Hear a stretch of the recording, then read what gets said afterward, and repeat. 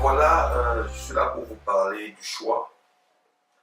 Vous savez, dans la vie, nous identifions notre raison d'être facilement et des fois, nous identifions notre vision. Mais il nous est des fois très compliqué de pouvoir faire des bons choix et de rester attachés à ces choix. Le choix, en fait, c'est un acte par lequel nous nous positionnons entre deux ou plusieurs possibilités.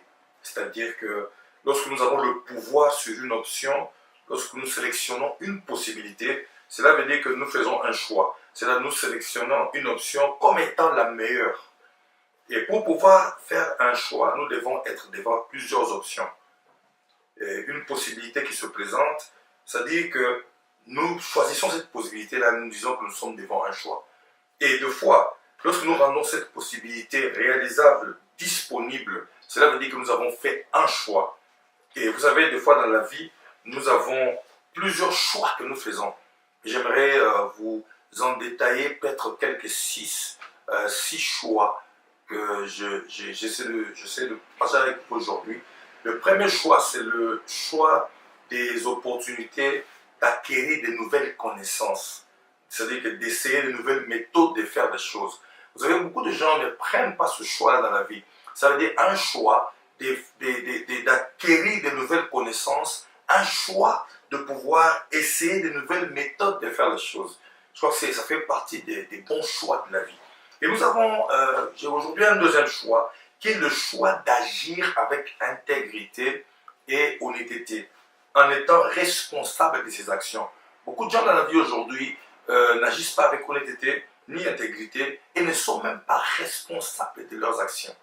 Nous devons faire ce choix-là, de rester intègre et de rester honnête et d'être responsable de ses actions. Ça veut dire que quand tu poses une action, il ne faut pas que tu dises que c'est à cause de quelqu'un que cela est arrivé. Il faut que tu en sois responsable parce que tu es le seul qui a pu poser cette action-là. Donc tu dois en acquérir la responsabilité. Parce que beaucoup de gens aujourd'hui essayent de démontrer tout ce que les gens leur ont poussé à faire, mais ils oublient de se dire responsables de ce qui les a poussés à faire, ce qu'ils ont fait eux-mêmes.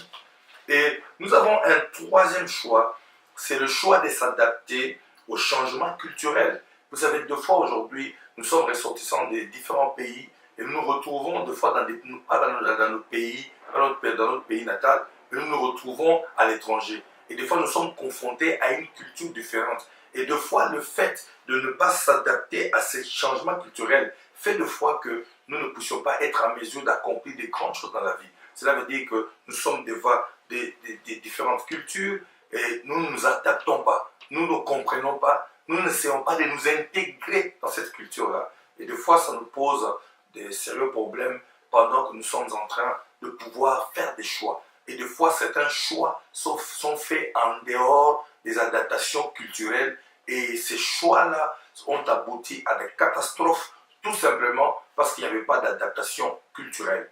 Nous avons le quatrième choix, c'est le choix de faire la différence. Vous avez dans la vie, vous avez un choix et un plein droit de faire la différence. C'est quant à vous de faire le choix, c'est quant à vous de dire que bon, je suis disposé à pouvoir faire la différence. C'est-à-dire que à challenger, à défier les méthodes, les méthodes habituelles, les conventions, la faisabilité des choses habituelles. Vous savez, des fois dans la vie, on a des choses qui se font d'une certaine habitude et les gens sont habitués à les faire de cette manière-là. Les gens raisonnent d'une certaine manière, mais vous devez faire le choix de faire la différence. C'est-à-dire d'apporter un raisonnement contraire, d'apporter une façon de faire nouvelle. C'est-à-dire que essayer de faire la différence, c'est-à-dire que faire ce qui n'existe pas.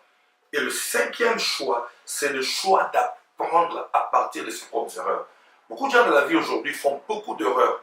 Et des fois, ils ne tirent pas des leçons de leurs propres erreurs et se retrouvent en train de commettre les mêmes erreurs année après année et temps après temps, mois après mois, minute après minute, heure après heure. Tout simplement pourquoi? Parce qu'ils n'ont pas tiré des leçons sur les erreurs commises dans la vie. Si vous commettez une erreur, vous devez en tirer une leçon pour ne pas recommettre la même erreur prochainement.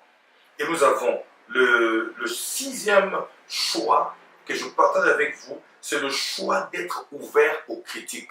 Et pourquoi je le mets comme sixième choix? Parce que les gens aujourd'hui n'ont pas une ouverture d'esprit par rapport aux critiques.